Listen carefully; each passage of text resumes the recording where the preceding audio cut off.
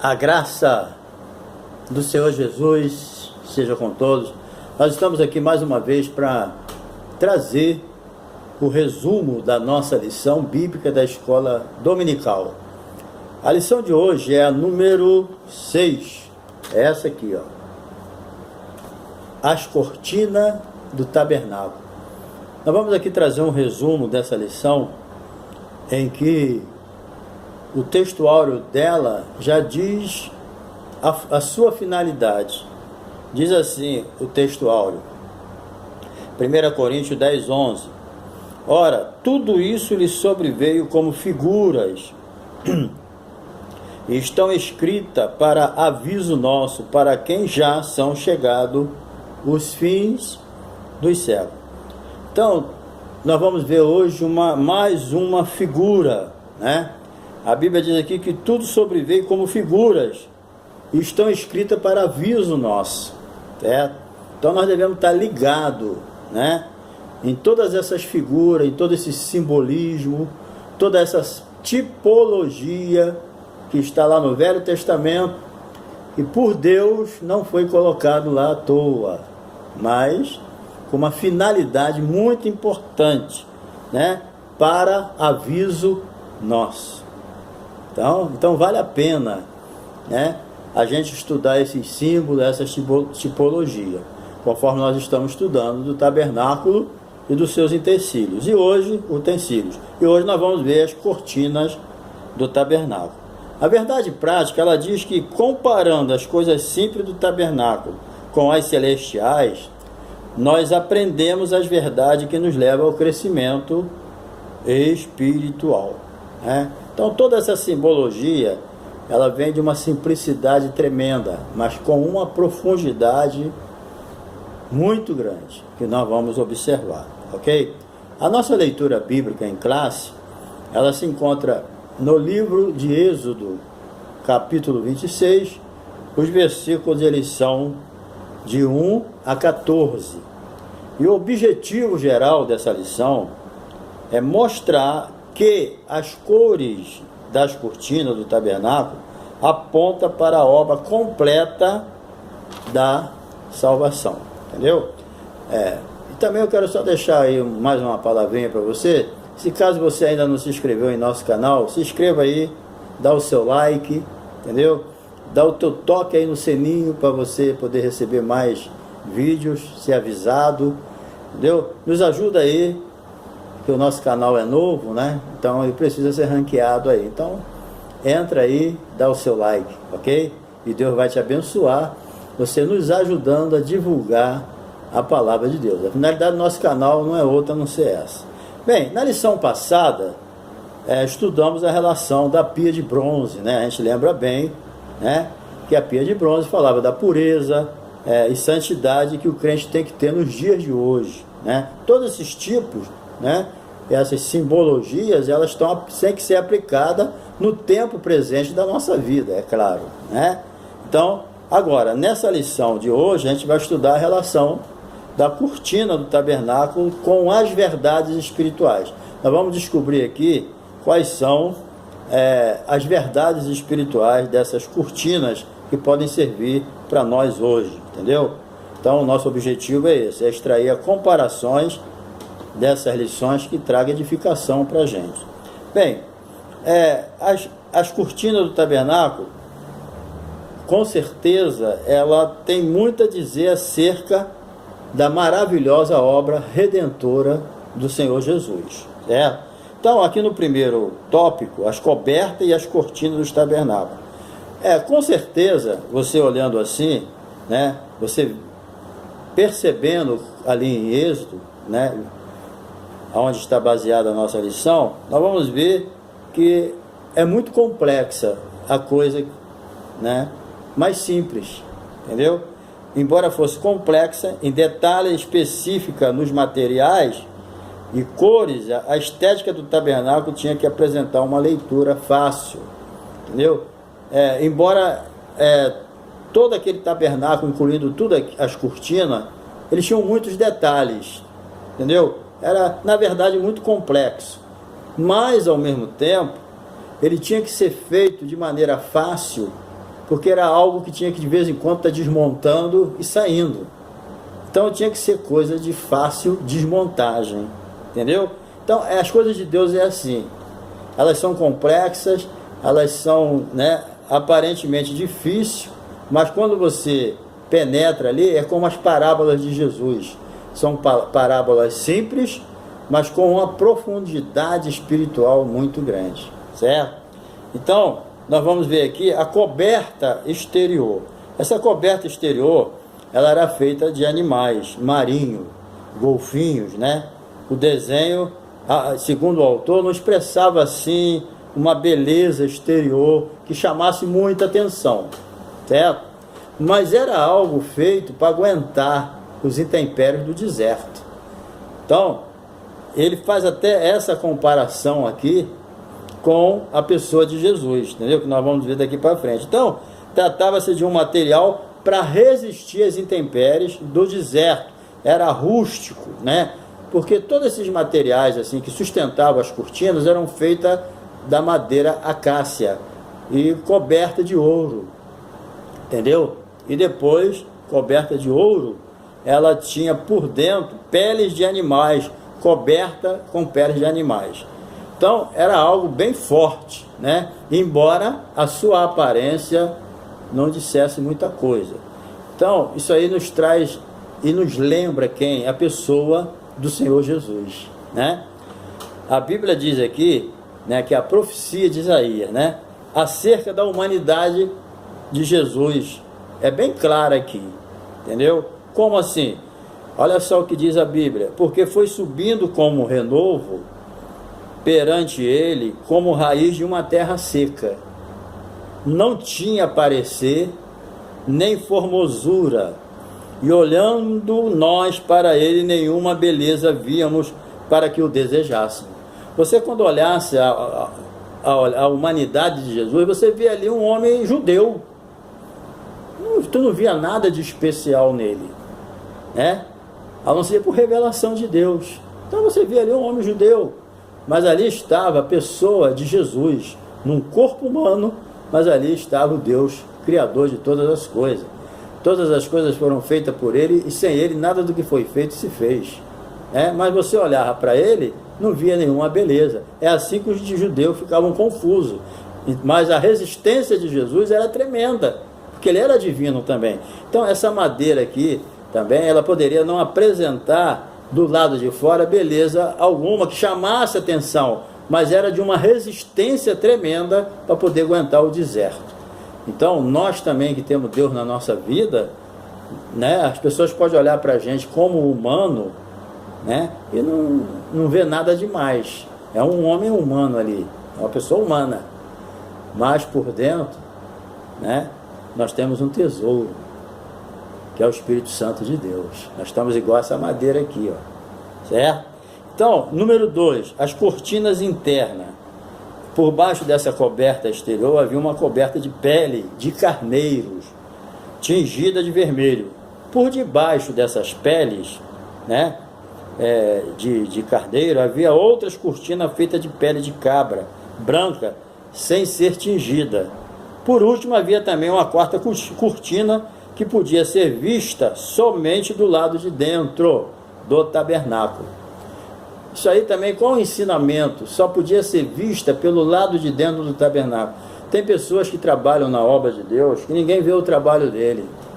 Só quem está do lado de dentro, junto com ele, é que sabe, né? Tem trabalhos de pessoas, de irmãos na igreja, que ninguém conhece nem sabe, mas Deus está vendo. Ou quem está junto com ele, quem está do lado de dentro, quem está do lado de fora não percebe, né? Mas tem pessoas também que só trabalham do lado de fora. Ele só, né, gosta de se apresentar nos momentos estratégicos, quando todo mundo vai vê-lo, entendeu? Ninguém quer fazer as coisas sem receber uma homenagem. Tem pessoas assim. Quando chega aqueles momentos estratégicos que ele vai aparecer, ele surge do nada, certo? Mas tem outros não, que eles ficam no secreto ali, só Deus é que vai recompensar ele, certo? Então, toda essa imagem nos aponta alguns símbolos importantes. Nós vamos ver aqui. Primeiro, a coberta tingida de vermelho, aponta para Cristo e seu sacrifício na cruz. E 2. As cortinas feitas de pele de cabra branca, sem serem tingidas, revela uma ideia de pureza e justiça do nosso Salvador. Quer dizer, por que as cortinas feitas de pele de cabra branca não eram tingidas? Porque as coisas de Deus não tem como tingir. A justiça de Deus é dele, não pode ser comparado com a nossa. A nossa precisa do reforço de Deus, precisa da ajuda das pessoas, né? Nós dependemos uns dos outros, mas Deus não. Deus, ele depende dele mesmo, entendeu? Então, essas cortinas feitas de pele de cabra, elas não eram tingidas, elas tinham as suas características próprias. Isso é importante. Deus é assim também. Ele não precisa de nada externo, ele tem as suas características próprias. Deus não precisa que ninguém ajude ele a ser santo, ele é santo por natureza, né? E a última aqui, né, é a cortina revela a natureza dos seres angelicais, certo? Isso aí revela que, isso aí tipifica o quê? A morada de Deus, aonde Deus habita, é um símbolo. Aonde os querubins estão, é onde é a habitação de Deus. Então, como ali aquele tabernáculo, na sua tipologia, é a habitação de Deus, era o ponto de encontro dele com o povo de Israel, então, logicamente, os querubins estão presentes, mesmo que de forma simbólica, né? Então, isso aí é muito importante. Então, nós vamos agora dar um pulo aqui para a segunda parte, que é o cortinado do pátio do tabernáculo. Nós vamos ver aqui a simbologia descritiva das cortinas do tabernáculo. Nós vamos agora descrever a importância das cortinas do tabernáculo, mas também observando o quê? O seu valor espiritual. Porque não adianta nada a gente ficar falando sobre a estrutura do tabernáculo, a estrutura dos detalhes das cortinas, né? Se a gente não aplicar isso aos dias de hoje para a nossa vida, se nós não enxergarmos nessa tipologia toda, nesse detalhe todo, se nós não enxergarmos o valor espiritual que tem isso para nós hoje, como tinha para o povo judeu, né?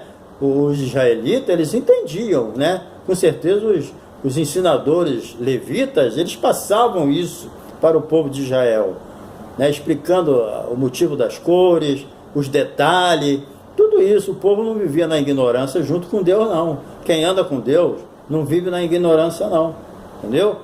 O apóstolo Paulo até escreveu que não quer que nós sejamos ignorantes contra as coisas de Deus, nem contra dom, contra nada. Deus quer que a gente seja pessoas com conhecimento. Deus não gosta da ignorância. Quem gosta da ignorância é o diabo. O diabo procura passar para as pessoas que aquele símbolo lá não tem nada a ver, não. Aquilo não tinha valor nenhum. Tinha um valor muito grande, certo? Isso tudo foi cumprido na vida de Jesus. Lógico, está impregnado na nossa salvação.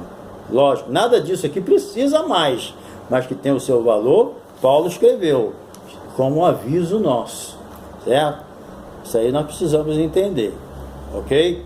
Bem, então, nós vamos ver aqui, a madeira de metais, tecido, tintas especiais usadas no pátio do santuário, remontam uma tipologia singular com relação à pessoa e obra de Jesus, ok? Vamos ver aqui o número 2, significado de separação. É um dos significados mais importantes para nós no mundo hoje, contemporâneo, que nós vivemos, sendo o Deus nosso um Deus santo, né? E nós pecadores, lavado e remido no sangue de Jesus, é claro. Vamos ver aqui, significado de separação. O ambiente acerca do tabernáculo era o pátio, né? Então havia um cortinado branco de linho fino, torcido, que tinha qual objetivo? O objetivo era fazer a separação dos pecadores, entendeu? Então, para adentrar ao pátio, o pecador deveria levar sua oferta pelo pecado. Então, chegando ali, as cortinas, elas faziam o quê? A separação entre o santo e o profano. separava, entendeu? Até hoje, o sangue de Jesus hoje faz separação entre o santo e o profano. Inclusive o sangue de Jesus nos purifica de todo pecado. Há uma diferença daquele que serve a Deus e daquele que não serve. Santidade convém à sua casa, santidade convém ao Senhor, santidade é separação. Então, nesse sentido, a imagem da cortina de linho torcido simboliza o quê? Simboliza a pureza de Deus. É o símbolo, trazendo para nós, é o símbolo da santidade de Jesus, entendeu? Que como homem, nosso Senhor não teve mácula, não pecou. Ele mesmo fez um desafio que nenhum ser humano pode fazer. Só Adão que podia fazer isso antes de pecar. Depois ninguém mais poderia fazer esse desafio. Qual foi o desafio? Quem de vós me convence de pecado? Olha, as pessoas procuraram pecado em Jesus, nunca acharam. Deus nunca achou pecado em Jesus. Os homens não acharam, o diabo não achou, os apóstolos não acharam. Pedro falou que nunca ouviu da boca de Jesus algo que desabonasse a sua conduta. Lê lá na epístola de Pedro, você vai ver isso. Então, essa pureza aqui, esse linho torcido, ele simboliza a pureza de Deus, ele simboliza a pessoa de Jesus, que não teve nenhum tipo de mácula, entendeu? Então, há um detalhe aqui que o autor traz muito importante, é a distinção que deve ser feita entre a antiga aliança e a nossa aliança agora, a nova aliança, certo? Na nova aliança, a igreja de Cristo não se fecha, né, dentro de uma cerca. A igreja hoje, ide por todo o mundo e pregai o evangelho a toda criatura, ensinai as nações. Então hoje é diferente. Hoje a igreja não fica fechada em quatro paredes, não. A igreja hoje ela tem que invadir o mundo com a pregação do evangelho, entendeu? Por isso que Jesus falou: vós sois o sal da terra, vós sois a luz do mundo. O sal, ele tem que entrar em contato com o alimento para ele cumprir o seu propósito. A luz tem que invadir as trevas para ela cumprir o seu propósito. É diferente. Hoje nós não estamos cercados por nada. Hoje não tem fronteira para o evangelho. A única fronteira que tem para o evangelho é a fronteira da santidade. A igreja não pode se misturar com o pecado. A igreja não pode se misturar com a imundície. A igreja tem que ser santa, separada, para que ela possa cumprir todos os propósitos de Deus, para que ela tenha moral e autoridade para pregar a palavra. Porque se a igreja se corromper, ela perde a moral, perde a autoridade, perde o poder, e ela não vai poder testificar da pessoa do nosso Salvador, entendeu? Mas para isso ela tem que sair da cerca e pregar a palavra. Precisamos fazer isso. Nós estamos saindo da cerca aqui, ó, estamos pregando, né? A Bíblia manda pregar, mas a Bíblia manda ensinar também.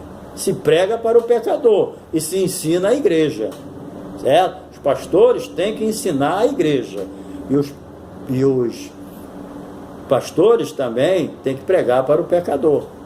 Então nós temos essas duas tarefas: ide e pregai no mundo e ensinar a pessoa a ser crente. Foi isso que Deus fez com Moisés. Deus tirou o povo do Egito, trouxe para o deserto e deu a lei a Moisés, para que Moisés ensinasse o povo como ele queria ser servido, ok? Bem, agora o significado de santidade. Bem, santidade, ela significa separação absoluta do pecado, entendeu? Agora, santidade é só se separar? Não, para Deus não. A santidade que Deus deseja para a igreja é separação e dedicação a Deus. Tem pessoas que ele se acha muito santo, certo? Eu não faço isso, eu não faço aquilo, mas se dedica a Deus. Deus tem exclusividade na sua vida? Ou você está só no eu não faço isso, eu não faço aquilo, mas não se dedica à vontade de Deus? Você errou o alvo, amigo.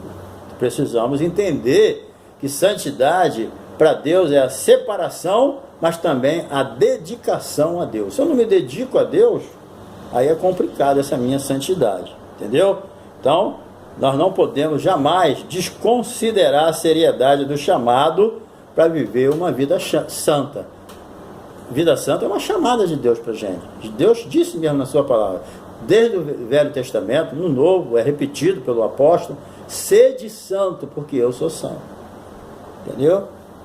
Então, essa aí. Então, hoje a santidade de Deus é manifestada através da gente. Ninguém vê Deus andando por aí, né? Nem Jesus, vê os crentes. Então, nós somos os representantes de Deus aqui na Terra, através do Espírito Santo de Deus, ok? Então, vamos aqui para a última parte, entendeu? Entendeu bem? Professor, explica os seus alunos, certo? Que viver uma vida santa hoje é andar na contramão do mundo.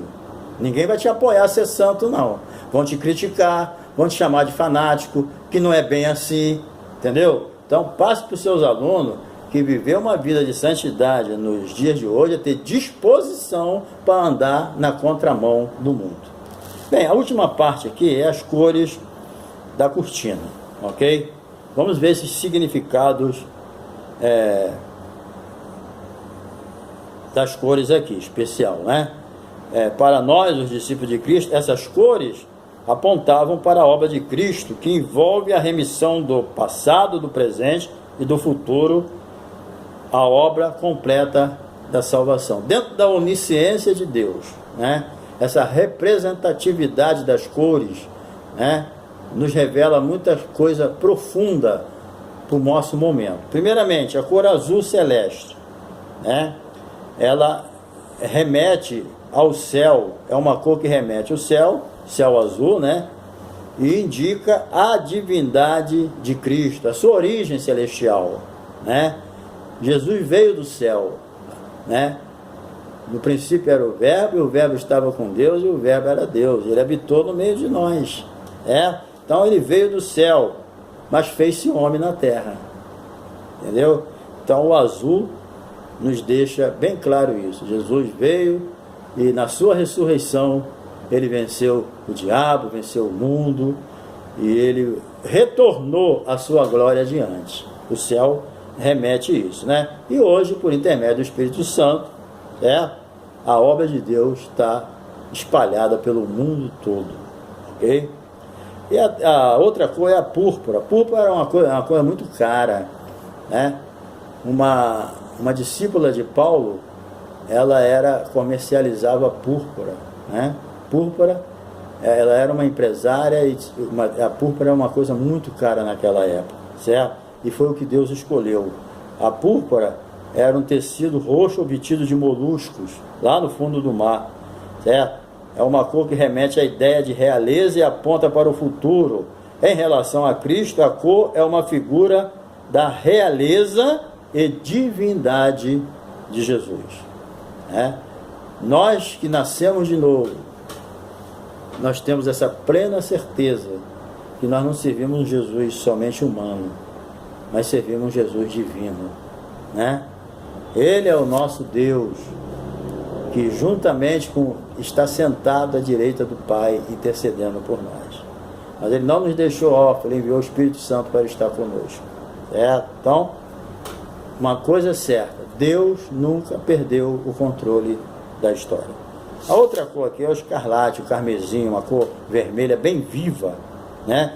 O carmesim é uma cor de sangue vermelho, e se por um lado projeta o vitupério de Cristo, do Calvário, mostra também o triunfo da obra de Cristo. Então, no sangue de Jesus, a gente observa ali o sofrimento dele, né? A vergonha que ele passou.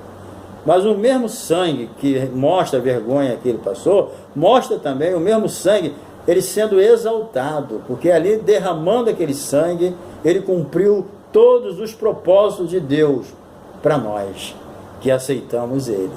Entendeu? Porque Deus amou o mundo de tal maneira que deu o seu Filho unigênito para que todo aquele que nele crê não pereça, mas tenha a vida eterna. Ok? Então, essa obra de Jesus foi tremenda. Ele foi humilhado, mas hoje ele é Rei dos reis e Senhor dos senhores. Talvez você esteja sendo humilhado hoje, mas espera que Deus vai te exaltar. Humilhai-vos debaixo da potente mão de Deus, para que no tempo exato, oportuno, Deus te exalte, né? Deus gosta de nos exaltar, mas antes a gente é humilhado para a gente saber como se portar na hora da exaltação. Deus é que exalta, agora a gente não pode se exaltar não. Jesus foi exaltado, certo? E o nome dele é um nome que hoje está acima de todos os nomes. No céu, na terra, não tem nenhum nome como ele. Valeu a pena o sofrimento dele. Primeiro porque nos salvou, né? Bem, a cor branca do linho torcido, né, em ponto anterior tratamos dessa cor para falar da santidade de Cristo. Agora, no sentido especial, o linho torcido é o tecido rústico, batido, que lembra o quê? A humanidade de Jesus, seu sofrimento em nosso lugar. Lembra também o fato de que a morte de Cristo tornou-se o fundamento da justiça em nosso favor. Então, tudo que Jesus realizou na cruz foi revertido a nosso favor. Jesus não tinha pecado, Jesus não fez nada errado, Jesus não merecia morrer. Tudo que ele fez foi por nós. Então, tudo que ele fez reverteu para nós. Todos os benefícios da morte e ressurreição de Cristo, sua glorificação, sua exaltação, é para o nosso benefício, porque tudo isso ele já tinha antes de vir à terra. Ele mesmo disse: Pai, glorifica-me com aquela glória que tínhamos antes que o mundo existisse. Então ele já tinha a glória dele, né? Mas agora ele tinha uma outra glória, uma que ele conquistou com o seu próprio sacrifício. A outra glória ele tinha por natureza, essa foi conquistada. Então, querido, que Deus te abençoe, certo? E que você possa, querido professor, dar uma boa aula para os seus alunos. Isso aqui é só um resumo para dar uma clareada, mas você que vai ter 1 hora e alguma coisa aí, você vai poder dar uma aula caprichada, tá bom? Então, que Deus te abençoe e até a próxima lição. E se você desejar, eu vou ficar feliz de você se inscrever em nosso canal, dar o seu like, entendeu? E também dar um toque lá no sininho para quando vier algum vídeo você possa já saber, ok? Um abraço e Deus te abençoe.